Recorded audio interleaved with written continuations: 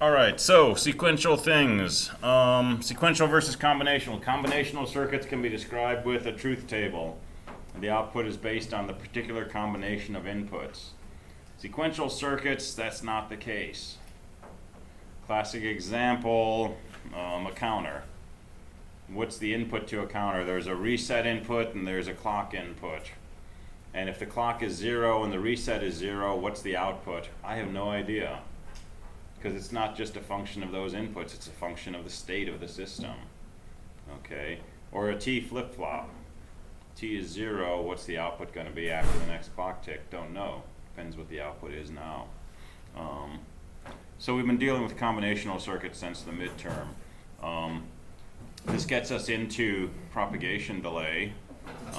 The fact that these circuits take some time to change inputs to outputs.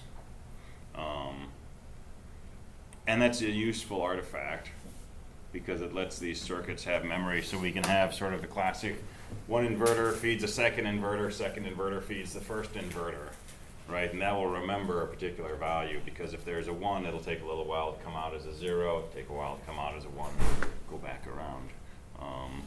But sometimes these propagation delays cause issues, right? For example, the circuit we did on Tuesday in Verilog where we had A bar ended with A, and we expected it to always be a 0, but sometimes it glitched to a 1, so we make timing diagrams. Timing diagram, run time horizontally, look at your different signals, one on top of the other, and try to very carefully identify what the output is from the inputs, right? Taking into account the fact that an output might take some time to correctly display. And so that lets us see glitches, right? So latches, we started with a set reset latch, and that was a pair of cross-coupled NOR gates or cross-coupled NAND gates. You can do it either way. But basically, one input can be used to load a 1, another input can be used to load a 0. So it's a set or a reset input. And we use that to build a D latch where we could have a data value and a latch signal.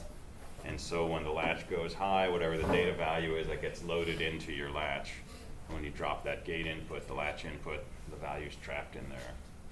And we build a D latch out of an SR latch with a little bit of extra logic. The downside to latches is that while the latch is open, whatever's on the input goes straight into the device and comes onto the output, right? So this is a gate in a fence, and you're trying to count cows, and so you open the gate and you want a cow to go through, but as soon as that gate's open, 100 cows come stampeding through, right? So it's level triggered. The level, whether that input is a 1 or a 0, that latch input is a 1 or a 0, controls whether things are going into the latch or not. And so you get this potential for things racing through in large numbers. And we looked at this by taking a register, adding 1 to it, and sending the sum back into the input of the register. And if it was a latch, it would race around and just keep adding 1 to itself. So that brought us to the idea of an edge-triggered system, where basically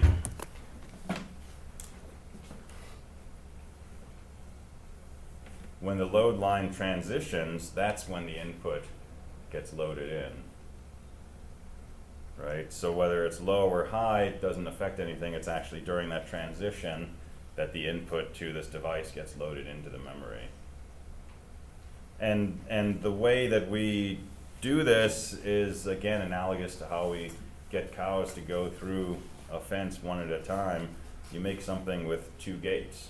So here's your cows, and here's your field that you're trying to get the cows in. So we open this gate, and a cow comes in here. We close this gate, and then we open this gate, and the cow goes into the field. And now we close this gate, open this one, another cow will come in, right? But there'll only be 1 cow at a time in here. That's probably a really weird sounding analogy, but I just thought of it. And it's actually exactly how we build these things, because we use a pair of latches. And we control those latches opposite of one another. So we open up this first latch while this is closed, and then we close the first latch and open the second. don't need to know that detail, right? Even though we went through it, but the effect of it, the important part is that this is edge triggered. So these are typically drawn with a symbol like this, and we usually call it a clock. And the triangle there tells you it's edge triggered, and by default it's positive edge triggered. If we put a bubble, it's negative edge triggered. All right, so edge triggered devices, these are flip-flops. And the three flip-flops we've been working with, D, T, and JK. And you definitely want to know the details of each of those, how to use them, okay? So a D flip-flop, whatever the D input is, that's the next value that the flip-flop's going to take on. A T flip-flop will either stay the same or it will toggle each time the clock ticks, depending on T. If T is 0, nothing changes. If T is 1, the output toggles each time the clock ticks. And then JK has three sets of behaviors. J and K are 0, it's stable. J is 1, it's a set. K is 1, it's a reset. Right, 1, 0, and 0, 1. Or J and K are both 1, and then it's a toggle. So it captures all of those behaviors. So definitely be comfortable with those three types of flip-flops, and those are the ones that we use in doing state machines. So you'll be working with those. And the general concept here was synchronous versus asynchronous logic, right? When you have a bunch of combinational circuits and you change an input and that change propagates through your circuitry, that's asynchronous. There's no clock. Things are flowing as quickly as the physics of the devices will allow. And at some point, the output will hopefully have the correct answer, but it may go through lots of intermediate results along the way. A synchronous circuit, we have a clock, right? And we're using these flip-flops, and we're forcing things to move from one stage of our circuit to the next, to the next, to the next, based on some sort of system-wide clock. So maybe when we tick the clock, everything moves from the first stage to the second. When we tick it again, it stage changes from the second to the third. And when we tick it a third time, it moves from the third to the output, right? And we know exactly when the output's going to appear relative to those input changes. It's going to be 3 clock ticks. This will be our life in 270, right? We're working with a huge state machine called a microprocessor there. And it's quintessential synchronous machinery. So using those concepts, we can create a state machine. I skipped set of hold time, we'll go back to it. We can create a state machine. So model to keep in mind for a state machine might be something like this.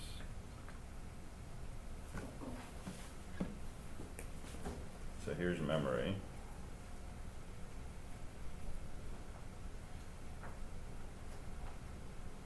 That's the state memory, the state of the system. Here's some logic.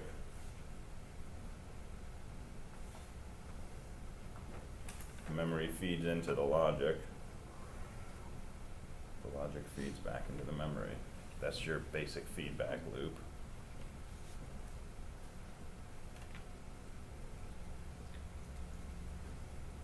We also have inputs, and we have outputs. And of course, we have a clock. That's your basic state machine picture. So depending on the current state and the value of the inputs, this is going to generate the inputs to the flip-flop, so that on the next clock tick we move to a possibly new state, and we're going to generate outputs.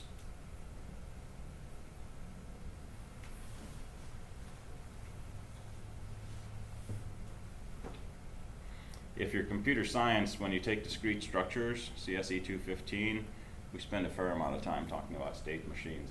It's a model of computation, but it's also can be a model for language and a number of other things. It's a concept that cuts across a lot of disciplines. So you'll see this a fair amount. So two sort of classes of state machines, Mealy machine and Moore machine. So what's the difference between a Mealy and a Moore? you got a 50% chance of guessing right, but you probably can do better than that. Also includes the output as well as the inputs. Yeah, it's pretty close. Anybody else?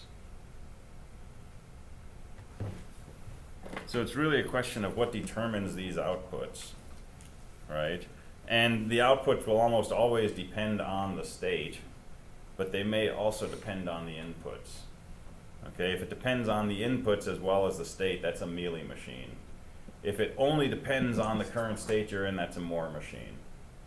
Okay, so in the state diagram, if you have to list the outputs on the transition arrows, right, because they depend on the inputs, that's a Mealy output. If it's just a function of state, that's a Moore output. And the definitions aren't really critical, it's more just the concept that there is a subtle difference there in how the outputs are determined. So setup and hold time, when you have a flip-flop,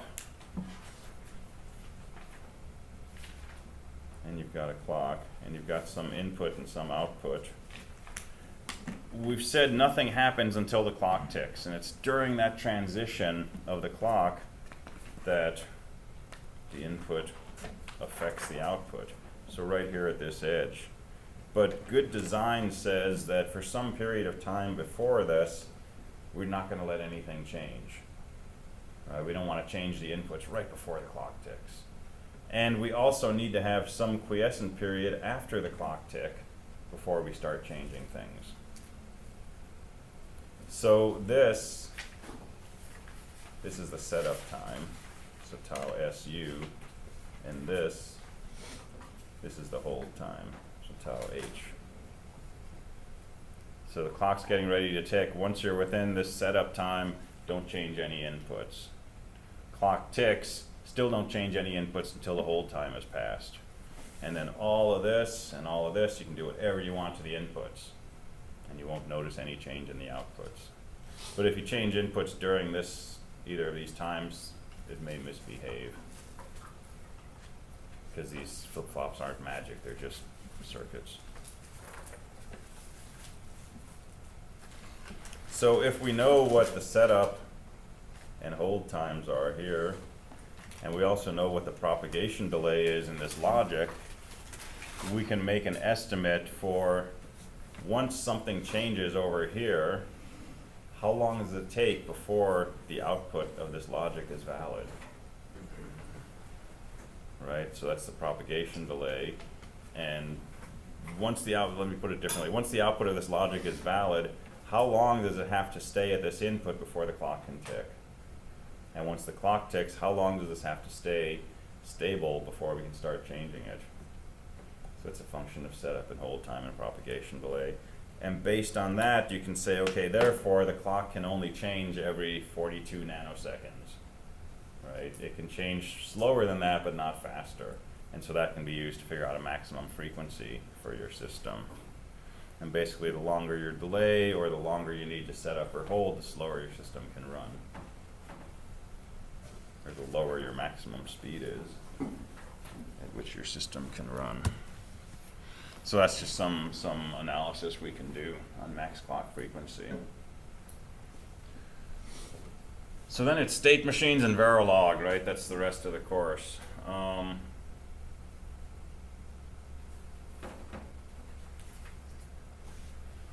Should we do a simple state machine example? Since it's been a week or two.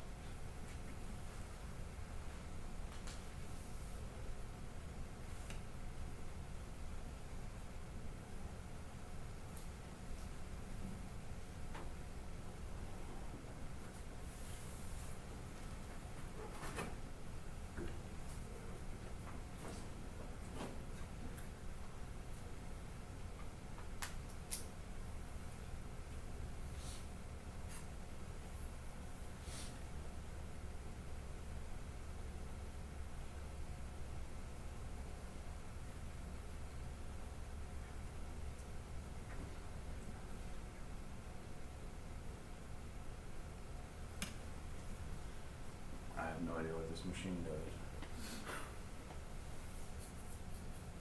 But here's a state machine. It's got two kinds of flip-flops, a T and a D. That's legal. It's got a clock. It has no external input, which makes me kind of sad now. Let's throw an input in. There we go. It's got one input X, and it's got two outputs Z0 and Z1. And we may not analyze this completely, but let's talk around it.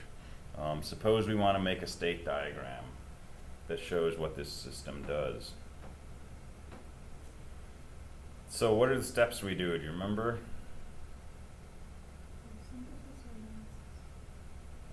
We've got a circuit. We're trying to figure out what it does. So that's analysis.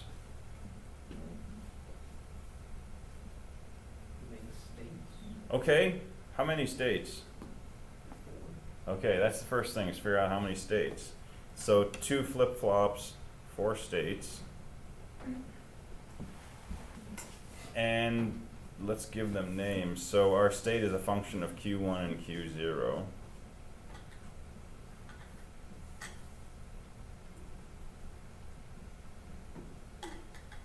So what's our state going to be? Well, I'm just going to call it A, B, C, D. I would avoid calling it, you can call it S00, S01, S10, S11, because that is sort of easy. But I would avoid doing the example we did just to show that we could do it, where we did like A0, A1, B0, B1.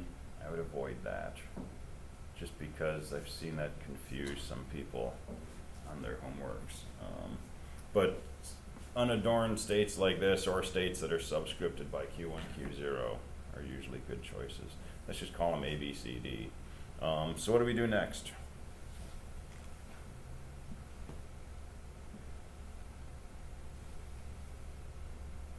Find the next stage.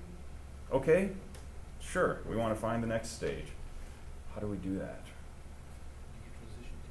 Make a transition table. Okay, what goes in the transition table? Present state, good.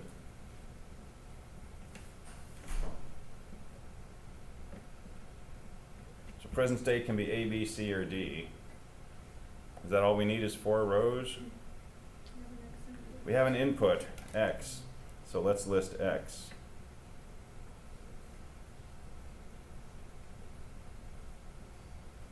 This is why we get 8 rows, because we got 4 states and we got 2 values for X. Right, so 8 possible rows.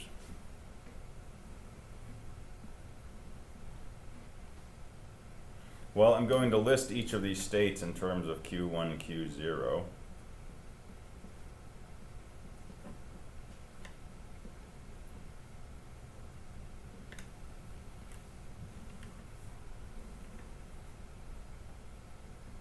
So this is really our present state and input, right? And so for each of these 8 possibilities, we want to know what the next state is and what the outputs are. So somewhere on the end, I want to know Z1, Z0, and next state.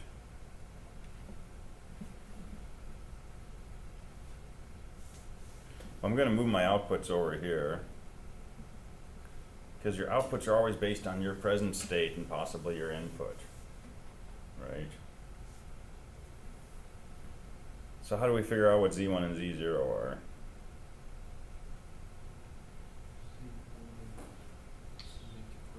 Make equations, that's what you're doing right now, right? So write equations, so Z1 is Q1. That's my contribution to the effort. What about Z0?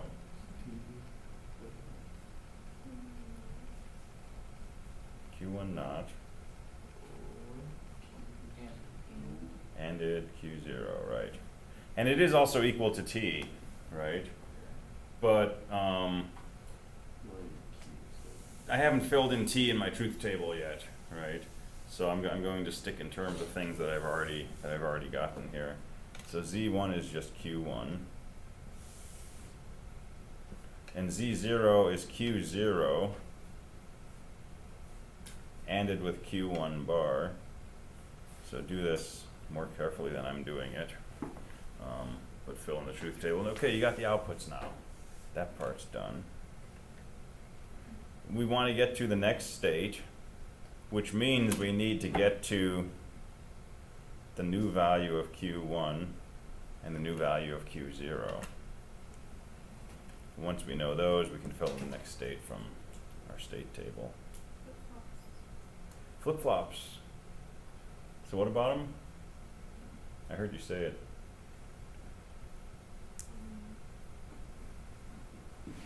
How do we know what the new value of Q1 is going to be after the clock tick? Mm-hmm. And? Looks like we have a T and a D one. Okay, so let's just think about the top one first. It's a T flip-flop. How do we know what the new value of Q1 will be?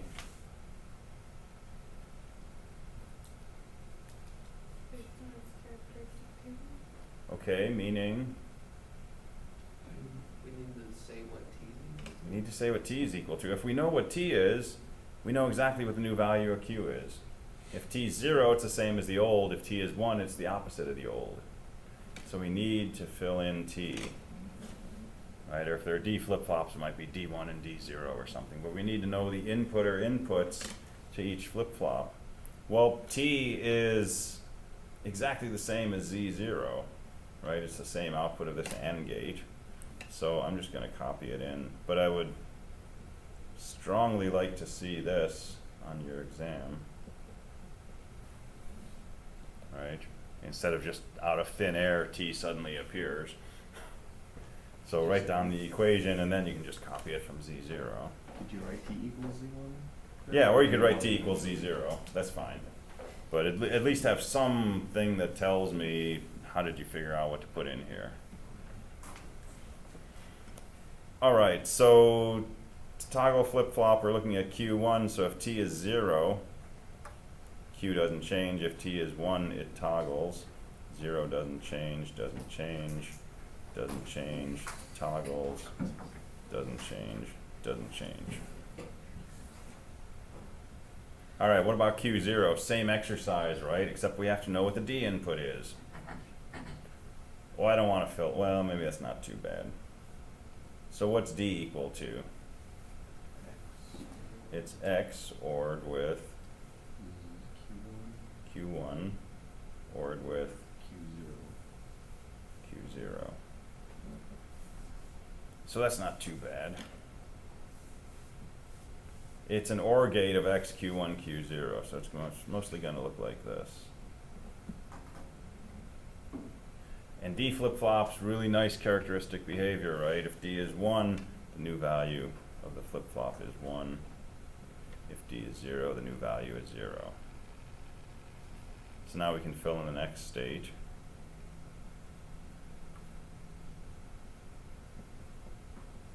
And it likes state D quite a bit.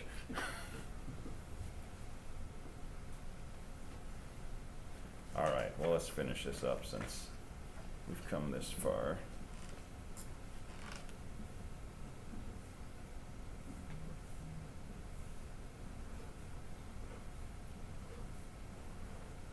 A mealy or a Moore machine? Mealy, how do you know that?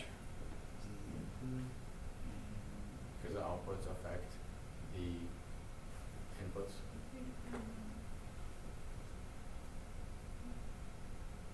Give me an example. Because there's X. There is an X. Suppose you're in state A. What can your outputs be? A or B. Well, your outputs are either ones or zeros, right? So let's look at Z0. Just this column right here. Suppose you're in state A. Your output could be a 0 or it could be a 0. If you're in state B, your output is a 1 or a 1. If you're in C, it's either a 0 or a 0. If you're in D, it's either a 0 or a 0. So Z0 looks to me like a Moore output. Doesn't matter whether X is 0 or 1. It's only dependent on the stage. Does everybody see that? What about Z1?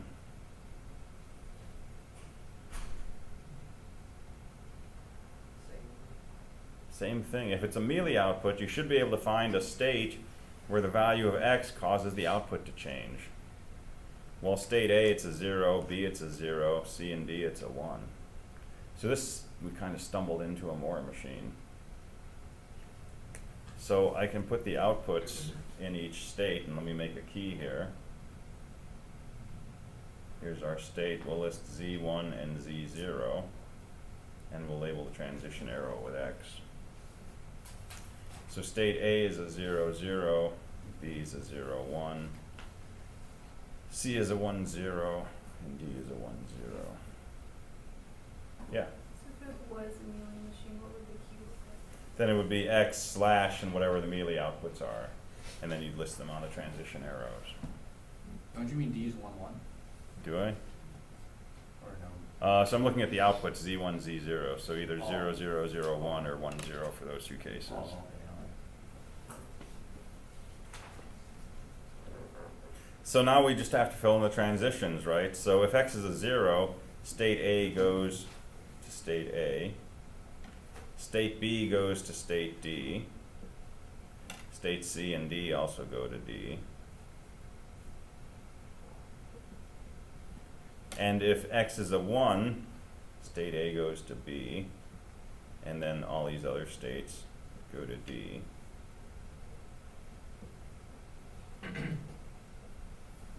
There's your complete state diagram.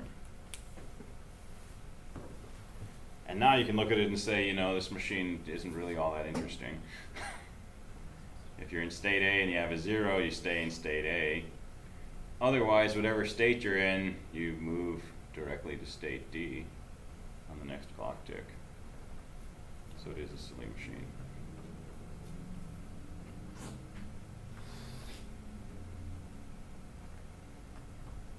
All right, the analysis side goes from a circuit to a diagram. The synthesis side is the other direction. So we start with a diagram, and we basically just do the same steps in the reverse order. So what the heck, let's just reverse this machine.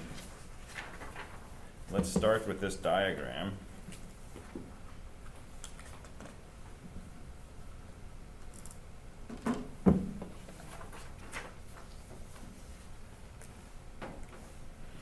So you have to decide how many flip-flops you have. 4 states, we can get away with 2 flip-flops. And let's use, I don't know, should we use a D and a T and see what we get? Let's just use D flip-flops. We'll make life a little easier on ourselves. So we'll have 2 D flip-flops. So the outputs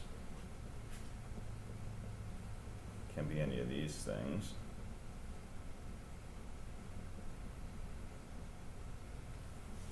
So there's a state table. Doesn't have to look like that. It could be any assignment of states we want. And now we're going to draw a state transition table using the diagram. So we have one input X. So we have X, Q1, Q0.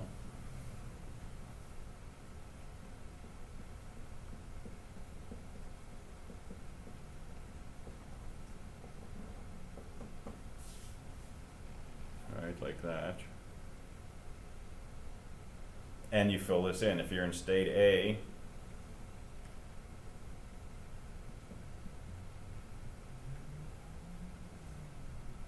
so let me not get too reckless.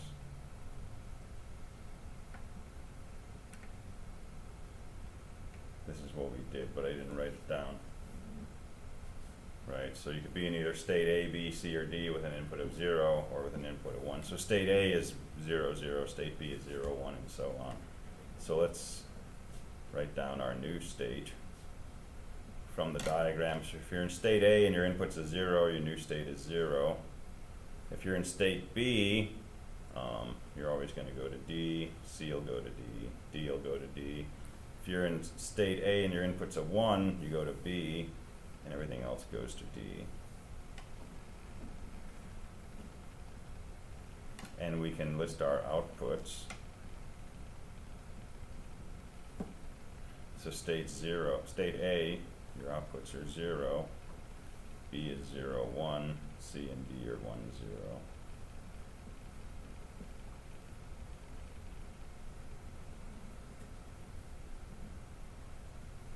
And now we write the new state in terms of the new values of the flip-flop. So Q1 plus, Q0 plus, and we're using our state assignment table. So state A is 0, 0, state D is 1, 1, state B is 0, 1.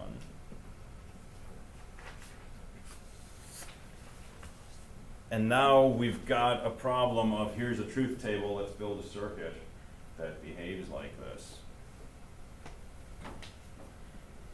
So if x is 0 and q1 and q0 are both 0, we want q1 and q0 to stay at 0, 0. Okay? To do that, we need to know what types of flip-flops we have and what the inputs are. So yeah, let's use a D flip-flop for q0 and a T flip-flop for q1. Okay?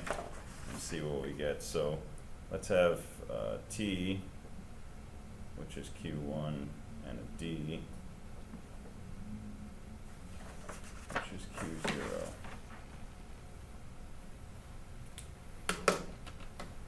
And it's the opposite problem that we just did.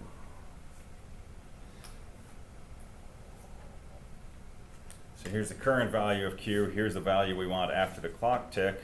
What should T be? Well, this is not changing, so we want T to be a 0. This is toggling, we want T to be a 1. Third row, 1 to a 1 is not toggling, 1 to a 1 is not toggling. 0 to 0, 0 to 1 is a toggle, and then 1 to 1 is no toggle. So to cause Q1 to change from these values to those values, this is what the T input has to be. And then for the other flip-flop, we look at Q0. And with a D flip-flop, it doesn't matter what the current value is. We just specify D to be whatever we want the new value of the flip-flop to be. So that's what we want the D input to look like.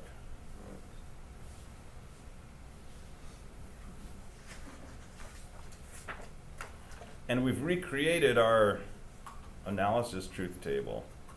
0, 1, 0, 0, 0, 1, 0, 0 for T, and the OR behavior for D. Right? But we don't know that because we don't have the circuit. This is what we've gotten. So now we can write down T equals, and we can do a sum of products or a product of sums or whatever we want, and D equals. Right? Well, I can look at D and I know it's an OR, so it's X or Q1 or Q0. And T, if I do a K-map in my head, it's not going to depend on X, and so it's going to be Q1 bar, Q0. So this has to be a 0, this has to be a 1, X doesn't matter. So you do the usual analysis, minimization, K-maps, etc., and you come up with equations for this, and then you sketch your circuit, right? And since T is Q1 bar, Q0, right, which was what we decided before, we're going to come up with something very much like this. And then D is just the OR of the two Qs.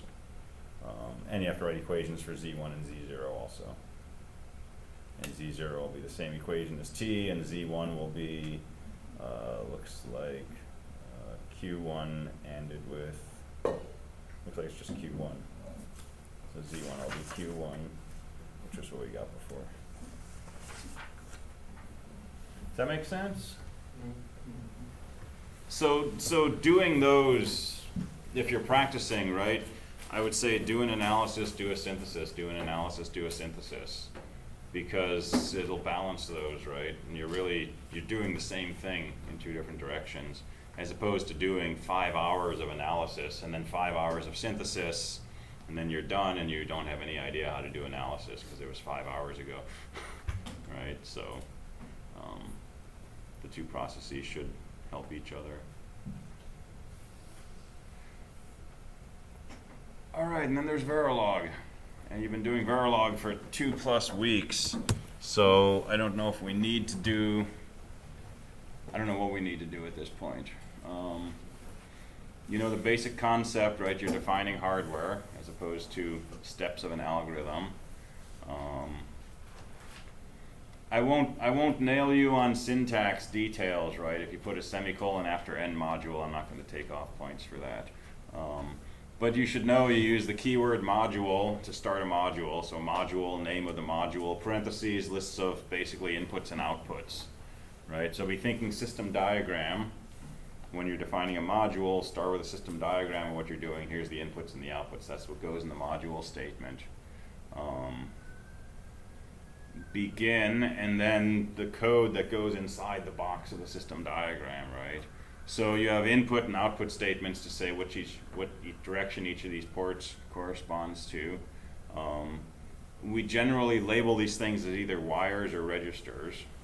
So a wire won't remember a value, a register will. Register usually means something we're going to use in an always block. Wire usually something we're going to use in an assign statement. Okay, assign statements connect things together. So assign x equal a and b says take a and b, put them into an AND gate, take the output, connect that to x. Right, so you like x to be a wire. A and b could be wires or registers. Both would work at that point. So assign statements are permanent connections. These non-blocking assignments, this less than arrow sign, right? Which I have there, second thing from the end. That's what we use inside an always block. And it basically says copy the right side to the left side. Okay, but it's not a permanent connection. It's saying figure out what the value on the right side is, set the left side to be equal to that. And it's usually happening in an always block that's triggered on a clock edge. Ternary operators are useful, right, for assign statements. So you don't have to try to get an if statement in there. But inside always blocks, we can say if, then, else, and do the usual things that look and feel like we're doing C, even though we're not, right? We're generally building hardware around flip-flops. And we're doing this kind of thing, right? We could say always at clock edge, set Q0 to be X ORed with Q1 ORed with Q0. This is what it would synthesize. It would do the logic for the right-hand side, it would feed that into a D input, connect the clock to whatever is the clock in the always block, and connect the output of that flip-flop to whatever we're assigning to with that non-blocking assignment. So you want to kind of be thinking about the connection, not for the exam necessarily, but in general when you're doing Verilog, right? Be thinking about what the hardware is underneath, right? And it'll help keep you from going down paths where you're trying to make non-implementable things and such. And test benches are basically a way to send inputs into something that you're trying to analyze. So you build a module like this. Well, to test it, we need to drive the clock, we need to drive X, and we need to look at Z0 and Z1, right? So we've got 2 inputs and 2 outputs. So we build a test bench, and the test bench says, construct one of these circuits, and set the clock to this, set X to that, and show me the values of Z0 and Z1. Now wait 20 nanoseconds and change X to some other value. And now wait 10 nanoseconds and toggle a clock. And then wait a while and do something else with X. And it's the way that we drive the inputs of something that we're testing. And in a simulator, it creates output files that we can use to look at timing diagrams, typically, of how the system behaved. So test bench is the thing you drop this into, and you connect up the inputs, and you look at the outputs.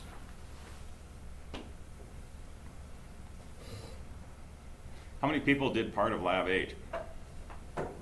Cool. Awesome.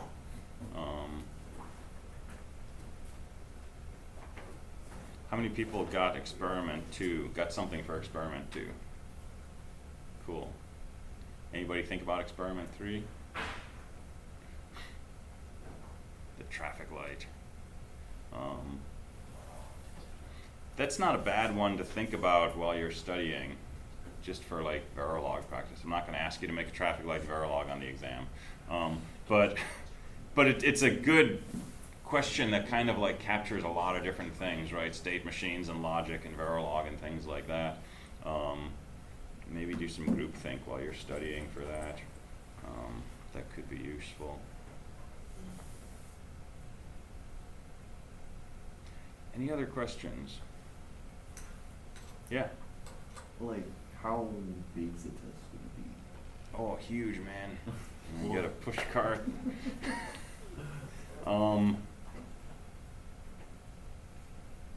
I don't know. I think like 7 to 10 questions maybe, but questions might have multiple parts. It's going to be probably an hour and 50 minutes, right? So I'm intending that that if you know your stuff, you can probably do well on most of the questions, but you're not going to be able to finish it in 30 minutes or something, right? So Will it be similar like the midterm where you have like the problems work out and there's like a set of true or false or multiple choice? I don't know if I have true, false, multiple choice. I gotta be smart and turn off my camera.